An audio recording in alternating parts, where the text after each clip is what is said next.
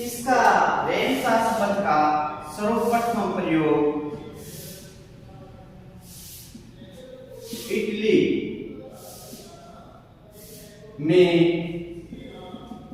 किया गया।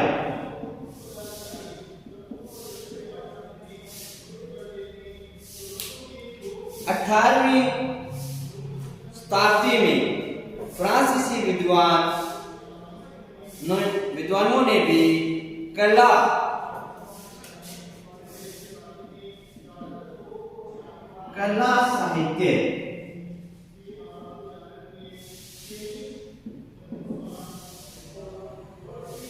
साहित्य में जो क्रांति हुई उसे पुनर्जागरण के नाम से जाना गया।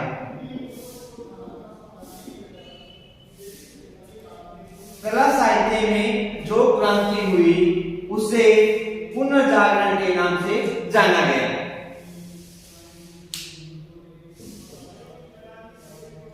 पुनर्जागरण से तात्पर्य मध्यकालीन विचारों के तरीकों में परिवर्तन से है।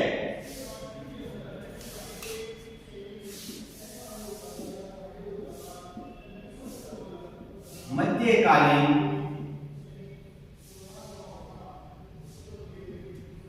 विचारों में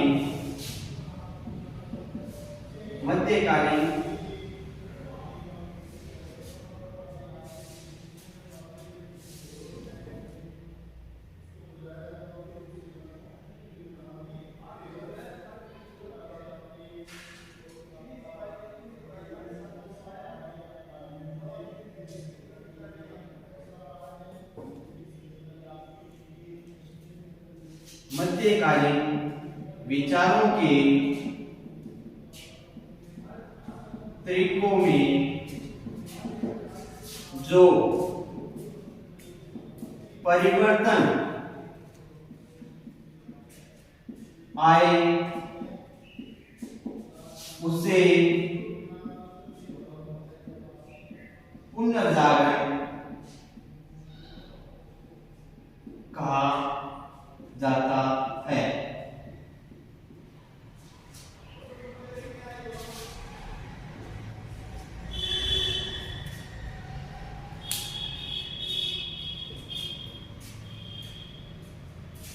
पुनर्जागरण शब्द ऐसा शब्द है जो कि उत्तर मध्यकाल और आधुनिक काल के समस्त मानसिक परिवर्तनों को सामूहिक रूप से व्यक्त करने का काम करता है।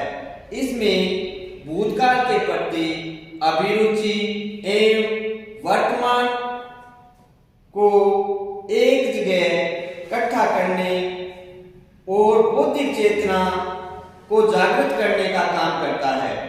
पुनर्जागरण की व्याख्या करते हुए फ्रांस के इतिहासकार ने ऐसी व्याख्या बताई है कि जिनमें पुनर्जागरण को सुधारवादी प्रयत्न कहा गया है। यह दो आयाम है।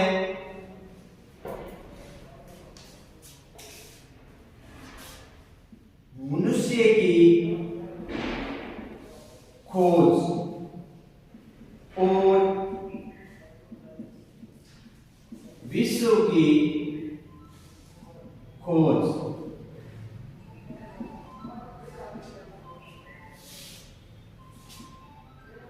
पुनर्जागरण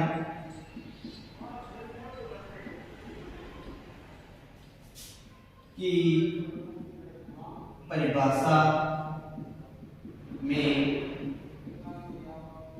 आते हैं।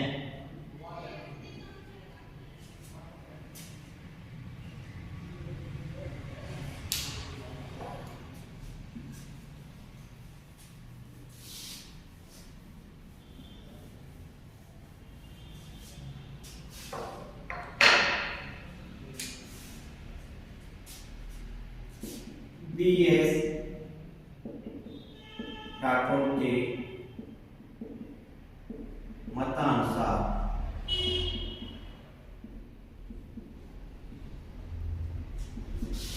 किसी भी व्यवस्था में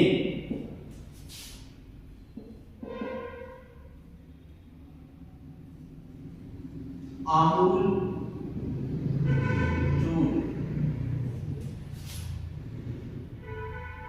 परिवर्तन को पुनर्जागरण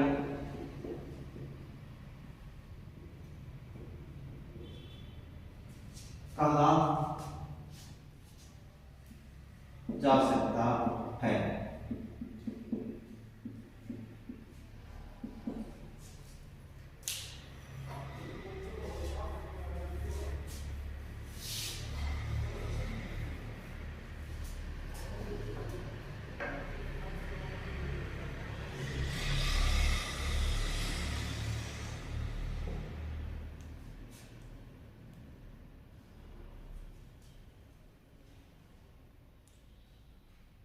लोगों को अमेरिका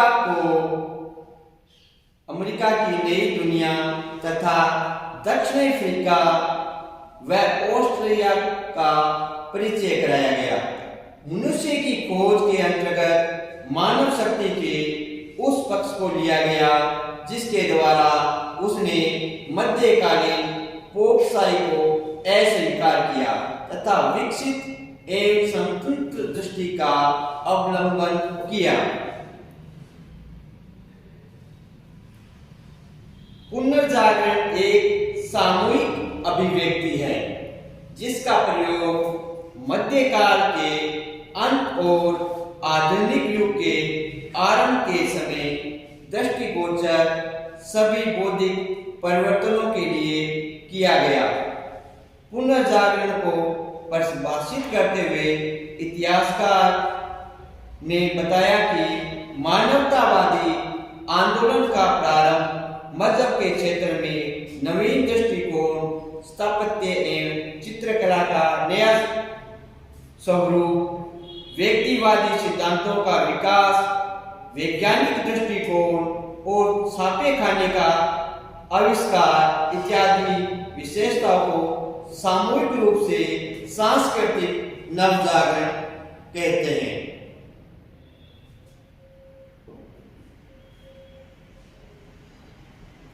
व्यापक अर्थों में पुनर्जागरण प्राचीन के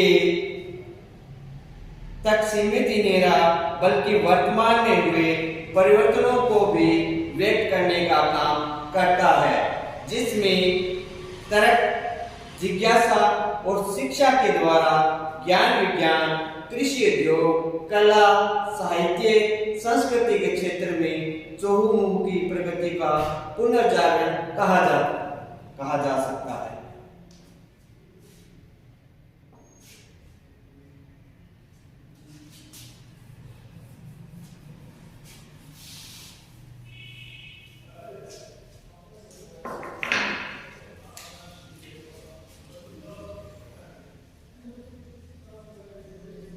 पुनर्जागरण की जन्मसूत्री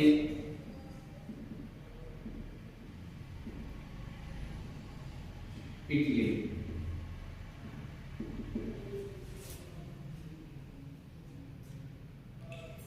पुनर्जागरण की नवीन विचारधारा का प्रारंभ इटली से हुआ। इटली में पुनर्जागरण प्रारंभ होने का कारण वहां की भौगोलिक स्थिति मानी जा सकती है, जो कि व्यापारिक दृष्टि से बहुत महत्वपूर्ण है। व्यापारिक दृष्टि से बहुत महत्वपूर्ण है। यहाँ पर देश विदेश से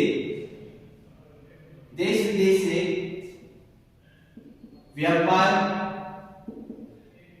किया जाता था। परिणाम स्वरूप इटली में पुनर्जागरण का प्रारंभ हुआ। एशिया की वस्तुएं यूरोपीय देशों में व्यापार के लिए जाती थी, जिससे इटली एक प्रसिद्ध व्यापारिक केंद्र बन गया। व्यापारिक केंद्र के रूप में विकसित हुआ इटली। ये मध्य वर्ग मजहबी नियंत्रण की उपेक्षा करने लगा।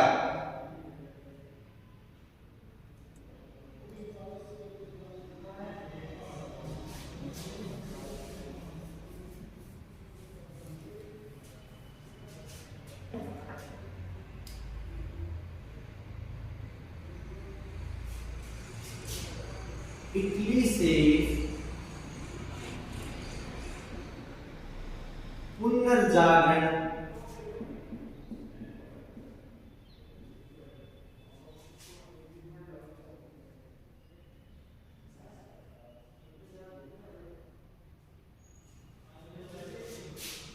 से पुनर्जागरण प्रारंभ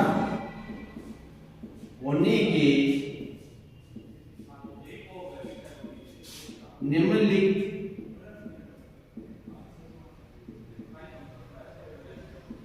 कारण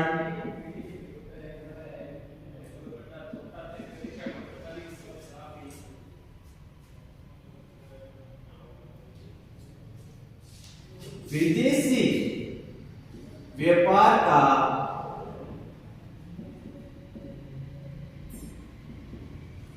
प्रमुख केंद्र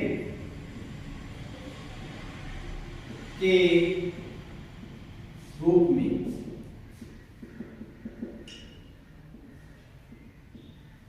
इटली भौगोलिक दृष्टि से समुद्र से घिरा हुआ था, जिसके परिणाम स्वरूप यहां पर व्यापार आसानी से किया जा सकता था। परिणाम स्वरूप अनेक देश इटली से आयात और निर्यात करते थे, जिसके परिणाम स्वरूप इटली एक व्यापारिक केंद्र के रूप में उभर कर सामने आया। इटली का एशिया से भी व्यापारिक संबंध था, जिसके परिणाम स्वरूप वह एक व्यापारिक केंद्र के रूप में विश्व के सामने प्रकट हुआ और यहां से विदेशी व्यापार आसानी से किया जाने लगा।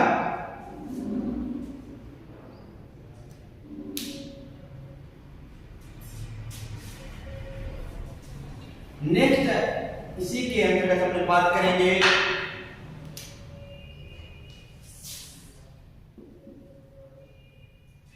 कई नगरों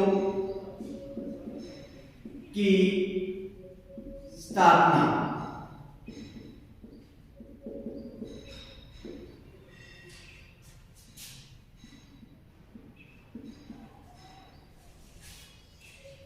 इटली विदेशी व्यापारियों का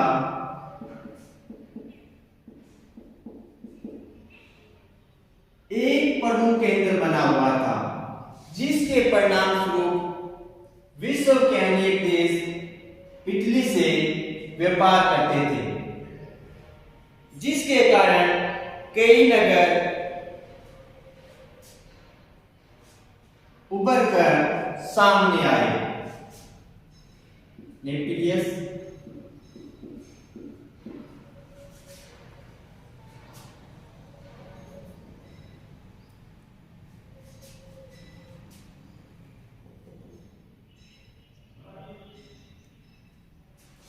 मिलान, वेनिस, ये जो नगर है ये व्यापारिक नगरों के रूप में उभर के सामने आए, जिससे इन नगरों में निवास करने वाले लोगों के रहन से, खान पान,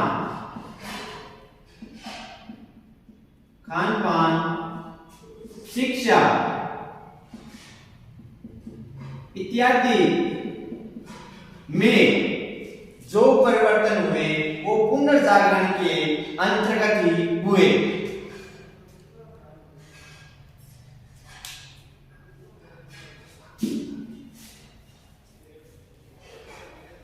समर्थ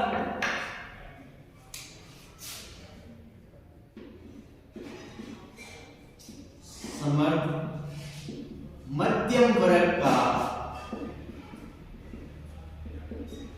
उद्देश्य,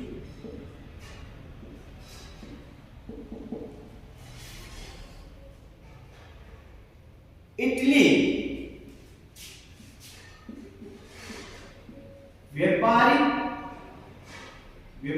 केंद्र के रूप में प्रसिद्ध हुआ, जिसके कारण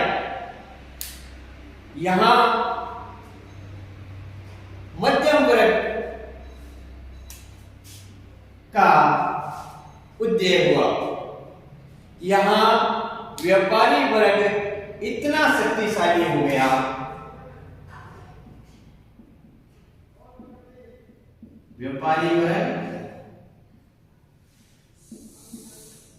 अत्यधिक समृद्धिशाली हो गया। उसने सामंतों एवं पोप की परवाह नहीं की। व्यापारी वर्ग ने सामंतों और पोप वर्ग की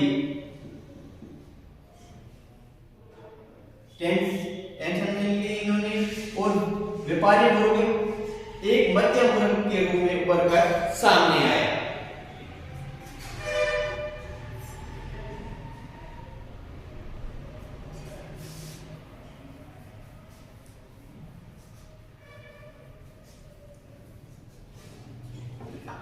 पूर्व की समृद्ध संस्कृति से संपर्क,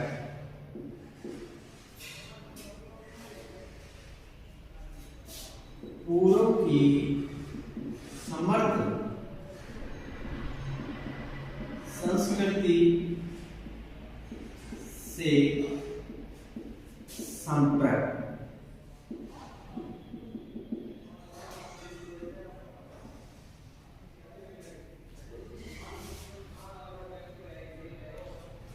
पूर्व के जो व्यापारी थे वे व्यापार करने के लिए इटली में आने जाने लगे, जिसके परिणामस्वरूप इनके साथ अनेक लोग भी आने लगे, जिससे इटली के लोग इनके संपर्क में आए। इनके संपर्क में आने से इन्हें इनकी संस्कृति के बारे में ज्ञान हुआ और इन्होंने उस संस्कृति को धीरे धीरे ग्रहण करना भी प्रारंभ कर दिया।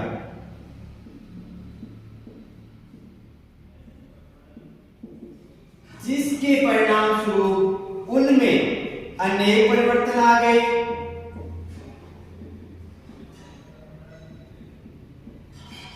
अनेक परिवर्तन आए और उन्हें इटली के जो निवासी थे उन्हें पूर्व की जो समृद्ध संस्कृति थी उसके बारे में जानकारी प्राप्त हुई।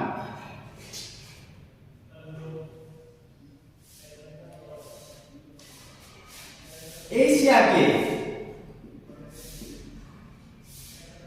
के लोगों के रहन सहन, खान पान, शिक्षा इत्यादि का भी इटली निवासियों पर प्रभाव पड़ा। इटली निवासी पूर्व की समृद्ध संस्कृति की ओर काफी आकर्षित हुए।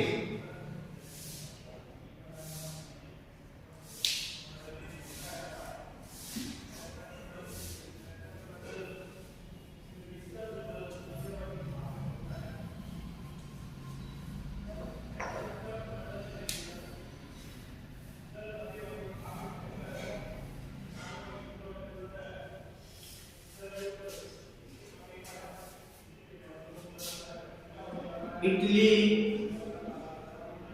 प्राचीन रोमन सभ्यता की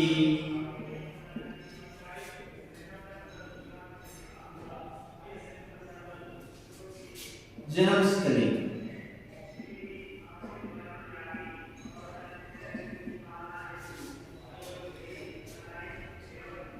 इटली के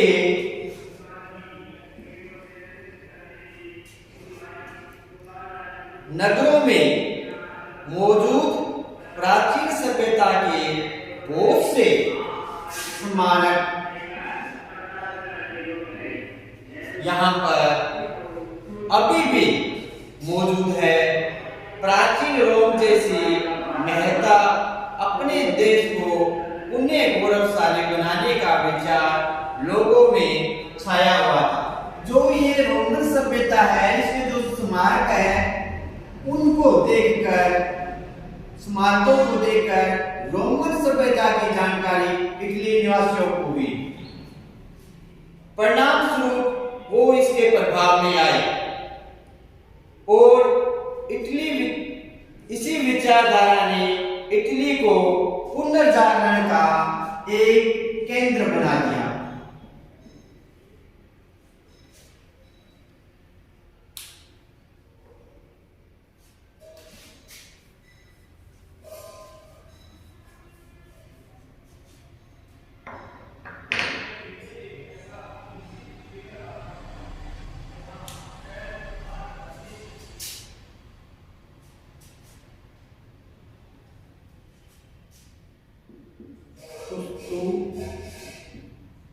दुनिया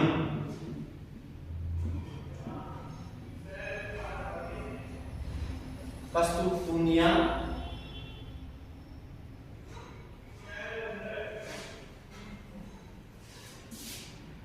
के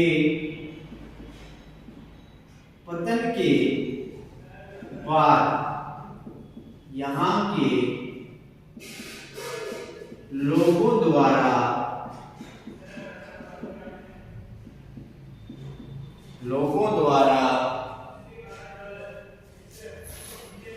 इटली में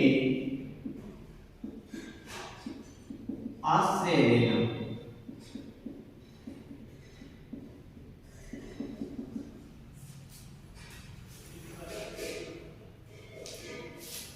यूरोप का जो प्रवेश द्वार है उसको कस्तूनिया के रूप में जाना जाता था। इस पर 15वीं शताब्दी में तुर्कों का अधिकार हो गया। अधिकार हो जाने के कारण यूनानी कलाकार, मूर्तिकार, चित्रकार,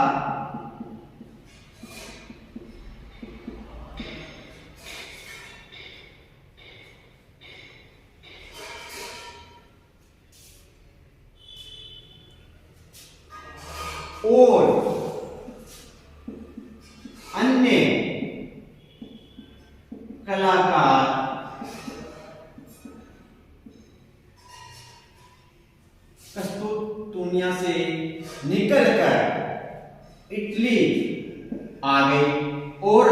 आकर बस गए।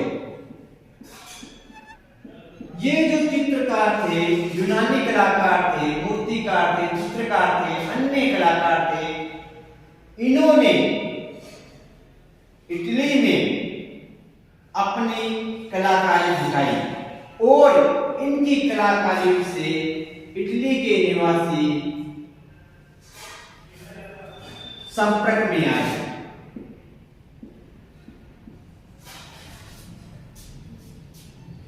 ये यहाँ के जो यूनानी विद्वान थे वे अपने साथ काफी धार्मिक पुस्तकें लेकर आए। धार्मिक पुस्तकें लाए जिनका इटली निवासियों ने अध्ययन किया और उनकी धार्मिक भावनाओं के बारे में उनको जानकारी प्राप्त हुई। इन साहित्यों के अतुल ज्ञान विज्ञान एवं विचार पद्धति ने यूरोप में एक नया जोश पैदा किया।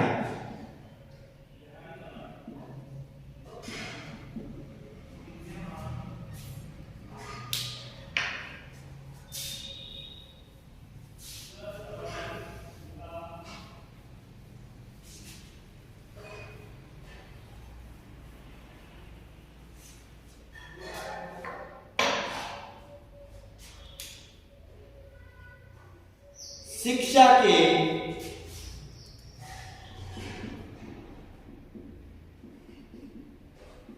स्वरूप में परिवर्तन।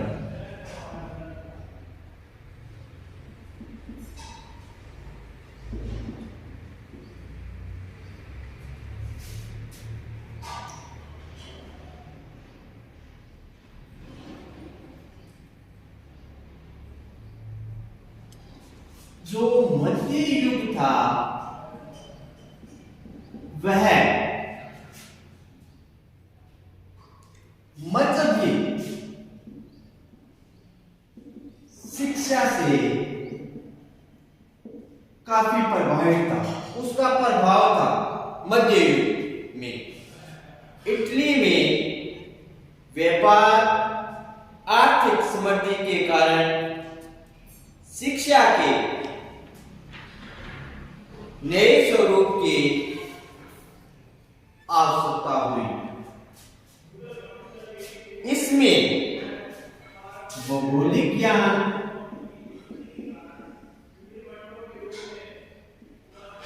की तथा व्यावसायिक ज्ञान, विज्ञान, व्यावसायिक ज्ञान